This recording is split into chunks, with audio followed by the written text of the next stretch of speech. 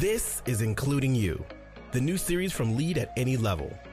Including You features stories from chief diversity officers and other executives who are creating inclusive cultures in their organizations. Our goal is to show what's working in companies just like yours, to give you the tools you need to keep pushing for progress in your own workplace. We want to create belonging and opportunity for everyone, including you. And now here's your host, Amii C. Waninger. Welcome back to Including You. I'm your host, Amii C. Waninger, the Inclusion Catalyst. My guest today is Amii Barnard-Bahn. She's an attorney and executive coach and a partner in the compliance and ethics law firm of Kaplan and Walker. She's been an advocate for disability rights, pay equity, and women on boards, and she's the author of the Promotability Index. Amii, welcome to the show. Thank you so much for having me. I'm really excited to talk to you because you've had an impressive career in and around social justice work from a variety of perspectives. And I just wanted you to talk a little bit, just to set the stage for what we're going to talk about today, a little bit about how your worldview has been informed by your career and vice versa. Thank you. Sure. Somehow I came out fighting. I grew up in a conservative, gender role family and somehow just didn't like the status quo at all. So I'd say from an early age, I was looking for ways to try to get in and change that. When I was in high school, I worked at a battered women's shelter. That was a huge eye opener in terms of a lot of the societal issues we're dealing with. I decided that I'd be best. I wanted to be an artist, but then realized I might not be able to change the world much from that specifically. So I decided to go to law school. Felt that would equip me much better to advocate. And so one of the best jobs I had was at the ACLU Legislative Office, summer of 1990, on a Georgetown fellowship. I worked with Kai Feldblum, who was lobbying through the American with Disabilities Act. So I had the privilege of doing that. That was phenomenal mix of cross-functional groups from healthcare, disability rights, paralyzed veterans. It was religious groups, psychiatric groups. It was remarkable. And then we also worked on LGBTQ plus legislation. I wound up becoming the first openly lesbian and disabled EEOC commissioner under President Obama. So she just went on to do amazing things and was an incredible inspiration to work for. Then I graduated from law school, went to a law firm, had huge student loans to pay off. So put kind of some of my dreams on the back burner for a couple of years and then found out that I was just miserable. It didn't work. So I went into HR. I found that litigation was just really not something that I was interested in. I wanted to get ahead of problems before they came. And I found I did some discrimination lawsuits, pregnancy discrimination, other types of discrimination, and found that if companies just treated people with more respect or did better investigations or had better policies or trained people better, that you could resolve problems more effectively and more peacefully. So went into HR for about 11 years, headed up workplace practices and policies, implemented investigations protocols, helped make sure that people were fairly adjudicated, if you will, that issued the same violation for a person that was a rock star producer would be disciplined the same as someone who maybe wasn't as popular. So that kind of equality was very important to me in terms of organizational justice. And I learned a lot from that and just the corporate system, if you will, and how do we create an ethical system and a fair system, promotions, pay, all of that, tried to always be at the center of that. And so I worked in corporate for about 20 years in a variety of roles, general counsel, chief compliance and ethics officer, chief HR officer, and then decided I was done with my corporate role and founded my own coaching and compliance law firm. And now I do executive coaching and then work in Kaplan and Walker with regard to, again, large systems and equity and good business practices. And then in my extra time, unpaid time, I've lobbied and testified for the Women on Boards Act in California and Washington and advised Oregon. So these are the first laws in the country that require corporate boards to add women. You'd like to think we wouldn't need a law, but the numbers didn't change until we did. So that was fun to work on, and I think has opened the door for about 600 women over 3 years in terms of actual numbers, hopefully more, because we hope it'll just become a norm and frankly, open the door for anyone who is traditionally underrepresented, because obviously it was mostly white men prior to this. So we find that when we can open the door for one underrepresented group, it tends to open the door for everyone because it just breaks open what's been done. That's the hope. And then I write and speak and advocate. I write for Harvard Business Review, and I speak in keynotes in various areas that I hope will be helpful and help inspire other people to join the fight. I love this notion of you came out fighting. It's something that you can't help but do. And so you found a way to put that to work for you and have it be an asset rather than a liability in your career. And that can be very difficult. It didn't feel natural for a long time. I was not comfortable with who I was because my environment didn't support it. So if anyone out there has had that, I get you. Yeah. So I want to focus today. You've done a lot of work in corporate spaces, and you talked about, just touched on a little bit in that opening, a little bit about meritocracy. And I want to focus our conversation today on this notion of meritocracy in corporate spaces, because I hear, as a diversity and inclusion practitioner, consultant, leadership trainer, oh, we just want the best people in the right roles. We just want the best talent to rise to the top. And so I'm curious, after your 20 years in corporate and all the work that you've done in and around this notion of justice and equity, do you think the best talent rises to the top in most organizations? I think it depends. I think definitely not consistently. That's a lawyer answer. It depends. Sorry, I have to start with that. Some organizations, I think, do a very thoughtful job. And the more that my big overarching statement would be, the more objective process that is in place, the more likely that is to happen. Just as with hiring, having consistent questions, having a set panel interview so that a multiplicity of views are taken into account in the same room. Everybody's hearing the same answers. That kind of thing can be very important. Adapted to promotions and merit and raises and perks and special assignments, special high visibility projects that could get you promoted, all of those things. I recently wrote an article on how to identify and fix pay inequality at your organization for Harvard Business Review. And I did some deep research for that, as I do for all of them, and found that the companies that talk the most about how great they are at equity are actually often the ones to look out for because they've become complacent. Meritocracy takes a lot of work. It's simple, but it's not easy. And it requires constant vigilance because there's always creep, we've found, that slides in. I'll use pay, if you don't mind, just as a simpler one, because it's so objective. Money is so objective as to people's various talents and experience in the role and those kinds of things. It can be a little harder to do apples to apples, but pay is pay. And so what we find is if organizations need to do pay equity audits, which is where you compare apples to apples jobs regularly, like every 3 years, and you look at, there can be differentiators such as years in the role, level of educational experience, things like that. But once you allow for that, things should be the same. And we find that if companies don't look at that, there's a scope creep of about 5% of people need a pay adjustment of anywhere from 0 to 3%. And over time, even those same companies that have done this for, to say 10 years, 3 years later, they've got the same scope creep. So that just that's a company that's demonstrating, investing, caring in trying to pay people equally according to race, ethnicity, disability, gender, age, sexual orientation, which is harder to track, by the way, because it's not always disclosed. So usually race and gender are the ways that it can be tracked. So we don't have as much data on that. But that's the kind of thing that I see, Amii, is that people need to be conscious. Your interview pool, I hope it's obvious that people should be aiming for. I'm also on the board of trustees for president. We just had a meeting this weekend, and the board was very clear about how many candidates were Black, how many candidates were of color, how many male, how many female. That was really important to us.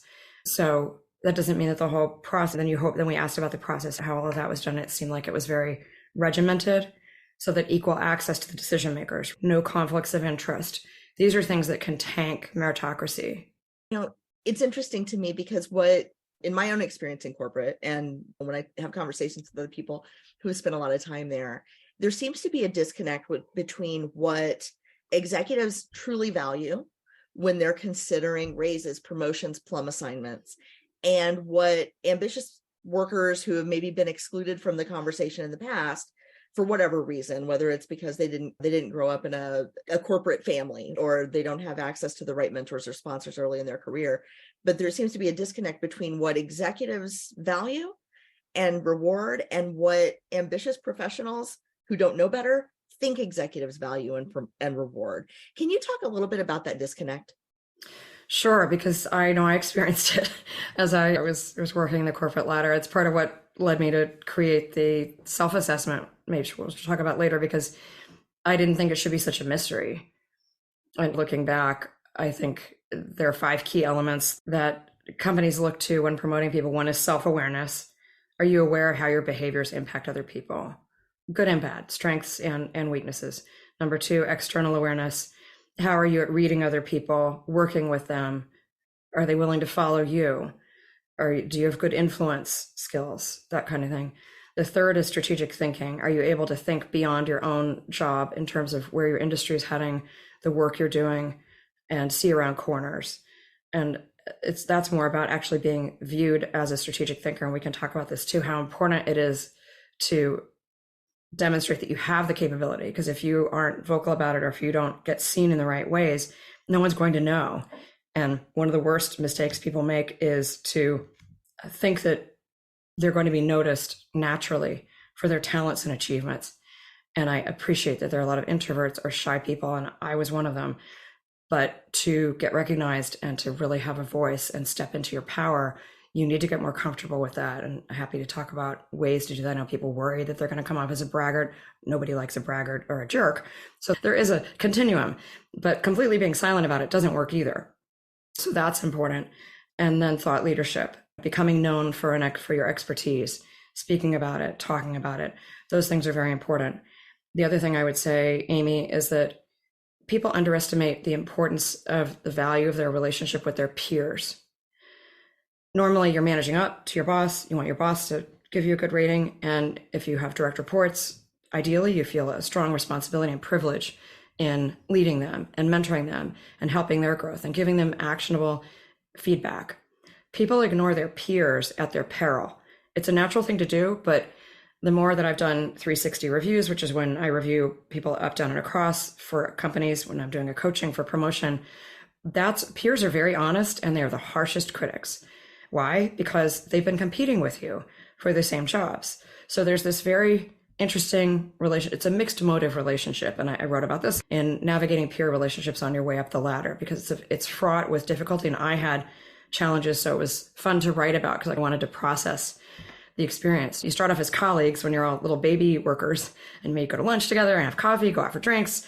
But then as things get more complicated as you go up. And so back to your original question, what becomes more important as you reach a certain journey level, let's say in your career, you're good at what you do, you've been doing it for 5 to 7 years, you've got the credentials. That's when your relationships are going to differentiate you. And it's those people that are going to then rise. It's not about your skills anymore. And that comes as a surprise to a lot of people who have worked their tail off to get their MBA, to get their engineering degree, whatever it is. And they feel that that's not what leadership looks at. Leadership looks at, can you scale yourself? That's great. Now you've earned the right to potentially direct people who do what you do, but you're removed one step away from the work. And the only way organizations really achieve great things is through people managing other people. So people have to be willing to follow you, trust you, get the work done, execute. So that can be a disconnect as well. You mentioned about making this explicit because it's not clear. No. There's nowhere in the employee handbook. There's nowhere in the interview process. There's no checklist. There's no guide that your employer hands you and says, if you want to get to the next level, these are the 5 things that you need to work on. And so you see this obfuscation of these criteria as a pretty significant systemic barrier to people getting ahead if they've been left out in the past. Is that correct? I do, because you could get blindsided. You may be working very hard on the things that aren't going to get you ahead. And no one's necessarily going to notice it in a way that they can articulate it to you. Yeah, I think some executives even have a hard time explaining this, or if pressed, right, would have a hard time saying, these are the things that we're looking for. They have some language around it, but it's pretty murky. It's things like executive presence or it factor or wow factor, but they can't really explain what are the components of executive presence. Yeah, which is sad and either lazy or we just need to fix it, in my opinion. The worst is, and I've gotten this before, so frustrating, is you're doing great. You're just not there yet. Just keep doing what you're doing. And it's like, what am I supposed to do with that? That's not actionable. Get more specific. Yeah. So my hope and my mission is to remove more subjectivity from the system, because that's where we really see bias. It's just, oh, I like you. I feel comfortable with you. Okay, I'm going to promote you. You do well enough at your job. That's not how it should be done. That's not a meritocracy. So we need to get really clear about, is it my presentation? What is executive presence? I break it down based on research. It's presentation skills. It's gravitas, or grace under pressure, being able to take the heat and be a cool cucumber. And then the third, a tiny part of it, is appearance, which really only matters the most on your first impression. But it's mostly about communication, oral and written presentation skills. Second, having that ability to be the voice of reason and have people listen to you. And then third is, a little bit appearance, as opposed to just saying, yeah, improve your executive presence. What the hell does that mean? Yeah, exactly. And a lot of that is wrapped up in what people expect a leader to look like, or what the kind of personage, the body or the skin color or the gender presentation of what we expect leaders to look like in an organization, because of what past leaders have looked like in an organization, which adds a whole other level of frustration to this. As you were talking about, you're doing fine, just keep doing what you're doing. I was thinking about, if you've ever played one of those old video games where you get to the boundary of the world and you keep walking forward and it's like they're on a one-step treadmill. The character, do you know what I'm talking about? Yeah. And that's what it feels like to be in that space. It's like, I'm just going to keep taking the same one step, but I'm not getting anywhere. I might slide a half inch to the left or a half inch to the right, but I'm not making any progress. And that can be really frustrating. And people don't know what to do with that, because then you think they're not invested in me, when really the manager might be very invested. They just don't know what to tell you. Yeah, it's true. And the promotion decision is one of the most critical actions that an organization takes. And once made, if it's not made fairly, it can cause considerable damage. Morale, people leaving, the feeling of fairness or justice in the organization. Promotions are a discrete employment moment that we can flag and say, we can do this better. We can be more transparent about the reasons for it, for who got promoted and why. And then for the people who didn't get promoted, tell where you are. And so my hope is to help create a shared language around this that employees and employers can share, so that they can get very specific about the actions, and so that it's not just about people like us or who I'm most comfortable with. Yeah. And you said something else that I thought was really interesting about people saying, I'm just going to put my head down and do the work and I'll be recognized for my hard work.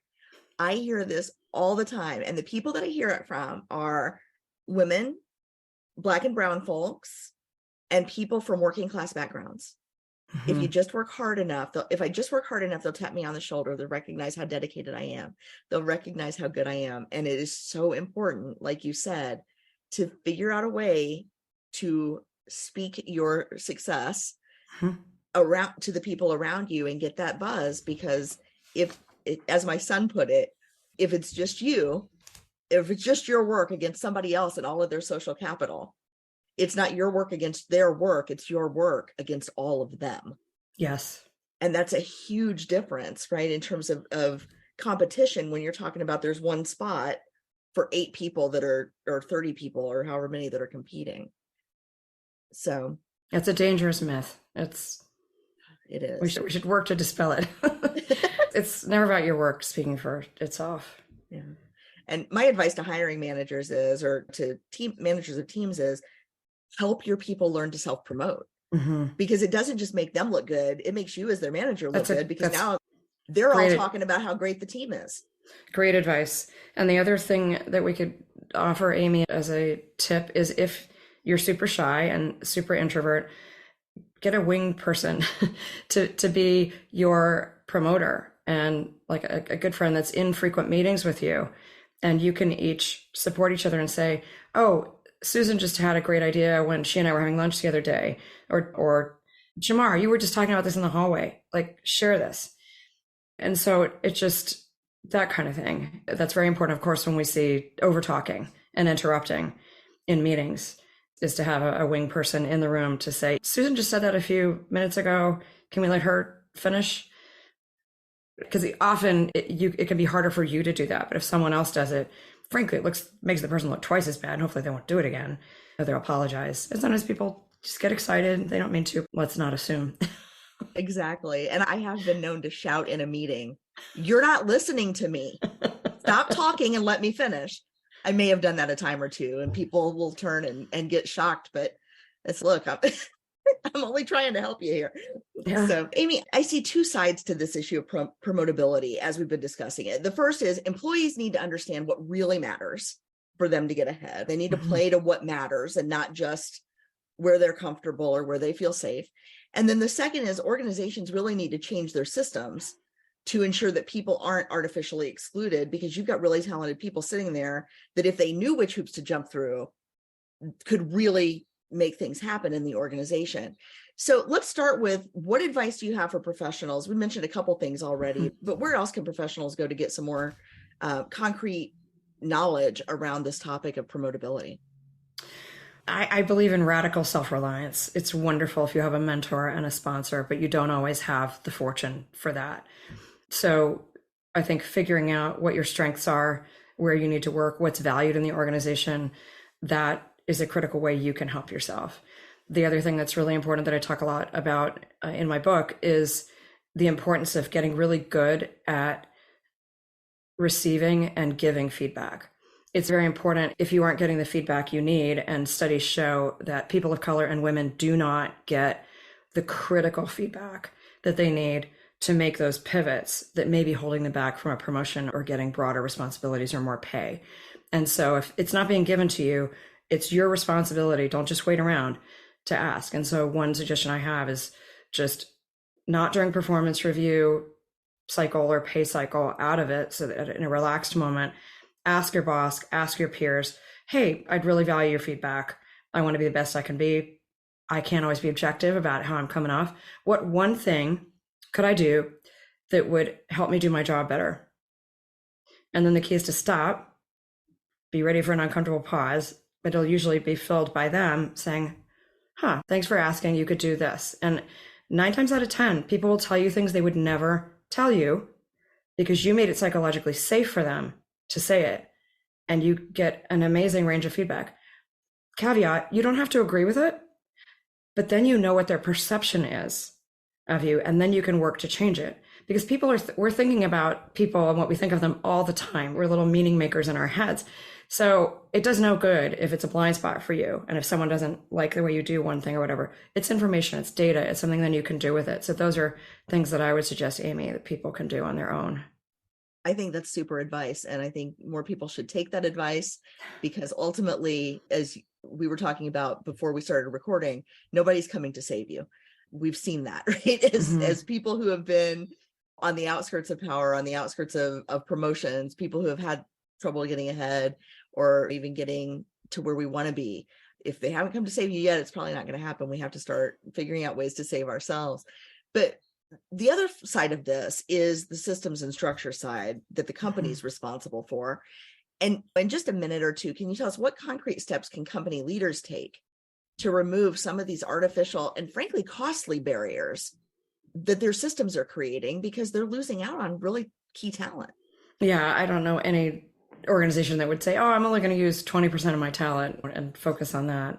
That's really sad to not have, and especially with all the layoffs and the labor shortage. I hope companies are thinking more strategically about how they can leverage all their talent. I would say companies need to pay attention to all of their key employee lifecycle processes. Hiring, it's cradle to grave. Hiring, discipline, who gets promoted and why, who gets bonuses and why, and then why are people leaving? So as a CHRO, those were the touch points that I looked at that were so critical. Are we fair and giving opportunities at each of those opportunities to join us? If there's an issue, are we disciplining fairly and equitably? And then if we're promoting and moving things around projects, how are those privileges given?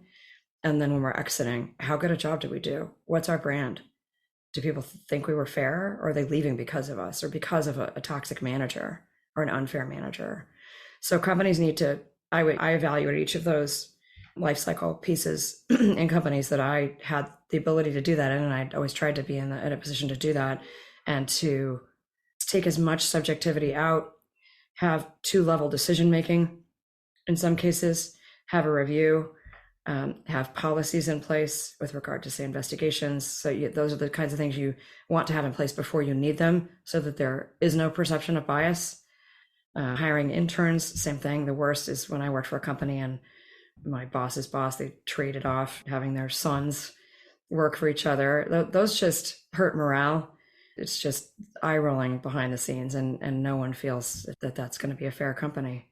Absolutely. So for folks that want to get a little bit deeper into this, you've laid some things out very clearly about what needs to be explicitly managed from an employee's perspective in order to move up, in order to be promotable. How can people assess their own promotability index? I created it. I created the Promotability Index, and I made it free because I want everybody to have access to this. And I don't think it should be hidden away somewhere, just passed along privately. So I reverse engineered promotions based on all of my experience, my coaching, my work, being in the promotion meetings, being in the board meetings. And those 5 elements that I mentioned earlier, you could take the assessments, 82 questions. It's just yes or no. It goes direct to you in a PDF, and you can see how you work out on each of the 5 areas and decide what you'd like to work on. And then if you want to buy my guidebook, it gives over 30 exercises broken down into each of the 5 areas. And it's also done like a journal. So it takes into account what we know about journaling and setting intention, and the fact that if we write something down, we're twice as likely to actually do it and realize it in terms of our visioning for ourselves. And I also created it so that you can come back at any time and retake it. People take it annually to see, and you can see your progress, which is very fun and a celebration moment, because if you work on some of these things, you will just keep getting better. And it's the kind of thing that I don't think anyone can get a perfect score on, Amy. I don't. And I made it that way on purpose, again, because it's choose your own adventure. You may decide that executive presence is something you really want to work on, or thought leadership and getting some of your content published, your ideas out there. That's great. Maybe 3 years from now, you want to work on something different. So I also wanted to make it a little more fun. I feel like performance management has just gotten so look back and not inspiring in terms of, because you can't change the past, you can only change the future. So this is all about future forward. Excellent. So where can folks find this free assessment? Sure. It's on my website at barnard-bahn.com, and you'll see a little pop-up, or you'll see a little drop down that says Promotability Index. It works great on mobile. If you're waiting at a bus station, or you're waiting for your kids to get out of a game or something, or you're just bored somewhere, you could take it. And I hope people say that I tried to combine, I had no intention of writing a book when I created it. So I combined what I thought were, I hoped, evocative questions that also were action oriented, so that just by asking the question, you think, oh, I should be doing that more. I was asked by colleagues to write the book. They were like, I don't know I want to do this, but I don't know what to do. And so it was COVID, and I thought, okay, I could write a book about it. It's really a guidebook. It's not a book. It's not like a 300-page boring business book. So there are enough of those in the world, so I hope people like it. Excellent. We'll make sure to put the link to both the assessment and the book that's not boring or 300 pages in the show notes, so people can access that. Amii Barnard-Bahn, thank you so much for sharing your expertise, your experience, and your wisdom with us today. I appreciate it. Thank you so much for having me, Amy. If you've enjoyed this episode, follow Lead at Any Level on LinkedIn and YouTube.